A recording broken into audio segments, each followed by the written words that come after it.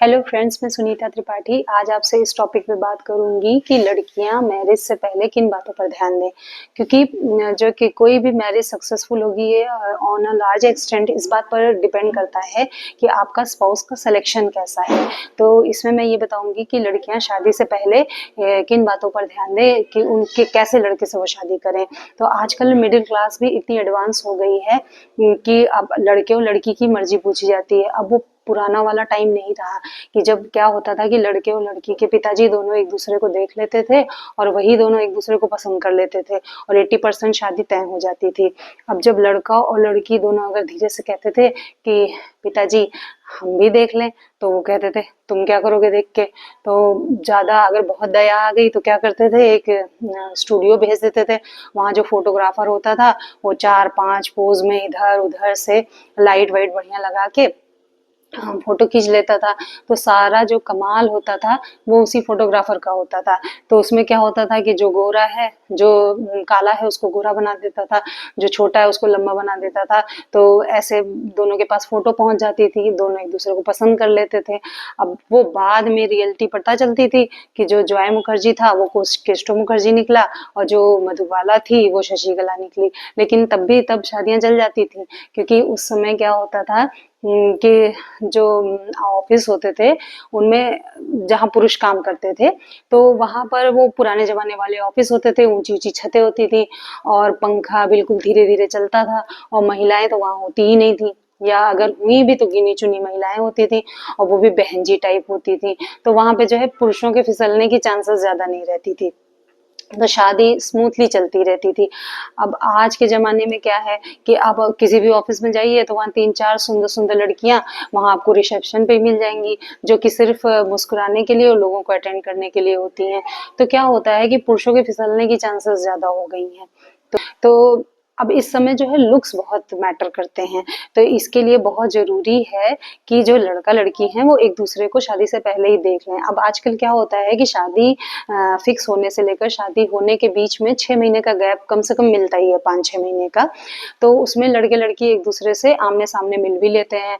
तो इसमें लड़कियाँ किन चीज़ों पे ध्यान दें, जैसे कि लड़का लुक्स वाइज़ जो है वो वो उनके मैच में होना चाहिए। ऐसा नहीं होना चाहिए कि लड़की बहुत सुंदर है और लड़का उतना अच्छा नहीं है, और या फिर लड़का बहुत हैंडसम है, लड़की उसके मैच में नहीं है, बहुत कम है, तो वहाँ पे प्रॉब्लम्स आ जाती हैं। वही वाली कि अगर फिर उसके बाद लड़का बाहर सुंदर-सुंदर लड़कियों को देखेगा तो फिर उसको एक बहाना मिल जाता है। तो इसलिए लुक्स वाइज़ दोनों मैच करने चाहिए। और दूसरा ये है कि लड़की ये देखे कि लड़का जो है उसके सोशल स्टेटस और फाइनेंशियल स्टेटस से भी मैच में होना चाहिए। अब आजकल लड़कियों की एस्पिरेशन बहुत हाई हो गई है। वो खुद चाहे वो 10-15 हज़ार मंथली उनकी सैलरी हो लड़की की, लेकिन उनको लड़का चाहिए जिसकी 1 लाख 2 लाख मंथली इनकम हो, उसके पास बड़ा बंगला हो, उसके पास बड़ी गाड़ी हो। ये सारी चीज़ें लड़कियों की डिमांड है। अब इसमें क्या होता है कि जब इतना हाई स्टेटस, इतनी हाईली इनकम वाला लड़का होगा तो वो धौंस दिखाएगा।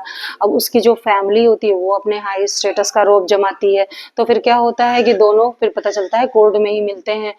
डोमेस्टिक वायलेंस का केस और उसके बाद 498 है, ये सब सारे झंझट पैदा हो जाते हैं। तो इससे बचने के लिए ज़रूरी है कि दोनों का फाइनेंशियल स्टेटस मैच करना चाहिए।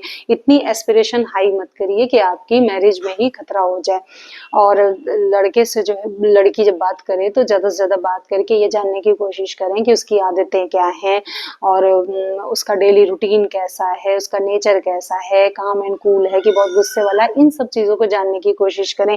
ये नहीं कि जो आपको 4-5 महीने का टाइम मिला है वो शोना बाबू करने में ही वेस्ट कर दे कि मेरे बाबू ने खाना खाया कि नहीं, मेरे बाबू ने घूमी गया कि नहीं, मेरा बाबू क्या कर रहा है, इन सब में ना वेस्ट करें, बल्कि उसको जो है एक दूसरे को जानने में उस टाइम को लगाएं। और लड़कियां ये भी देखें कि लड़का जो है जब उनसे मिलता है तो वो उनको उनसे बात करने में, उनको जानने में ज्यादा इंटरेस्टेड है या फिर जो है फिजिकल इंटीमेसी में कि वो में ज़्यादा इंटरेस्टेड रहता है। अगर वो फिजिकल इंटीमेसी की डिमांड करे और 5-6 महीने पेशेंस रखने को ना तैयार हो तो इसको रेड फ्लैग समझें और उससे जो है शादी करने से मना कर दें। और एक चीज़ और, लड़कियां लड़के से बात करके ये जानने की कोशिश करें कि लड़का जो है वो उसकी क्या बहुत सारी फीमेल फ्रेंड्स हैं, अगर हैं तो क्या सिर्फ फ्रेंडशिप तक लिमिट है या फिर इससे कुछ ज़्यादा है। अगर लड़का लेट नाइट पार्टीज करना पसंद करता हो, ज़्यादा बाहर घूमना पसंद करता हो, उसकी कई फीमेल फ्रेंड्स हों, तो ये भी रेड फ्लैग है, इससे शादी करने से मना कर दें। लेकिन यहाँ पे एक चीज़ ध्यान रखें, अगर आप भी उसी नेचर की हैं कि आपके बहुत ज़्यादा दोस्त हैं, आप भी लेट नाइट पार्टीज पसंद करती हैं, आपके लिए लाइफ जो है वो सिर्फ एक एंजॉयमेंट है, फन लविंग हैं आप और बिल्कुल फ्रीडम चाहती हैं, तो आपको ऐसे ही लड़के से शादी करनी चाहिए जो कि लेट नाइट पार्टीज करता हो, जो कि फन लविंग हो और जिसकी कई फीमेल फ्रेंड्स हो। तो वो आपको इतनी फ्रीडम देगा कि आप ये अपनी लाइफ जैसे आपकी पहले है वैसे ही आप एंजॉय करती रहेंगी और दोनों एक दूसरे को फ्रीडम देंगे और दोनों की लाइफ चलती रहेगी।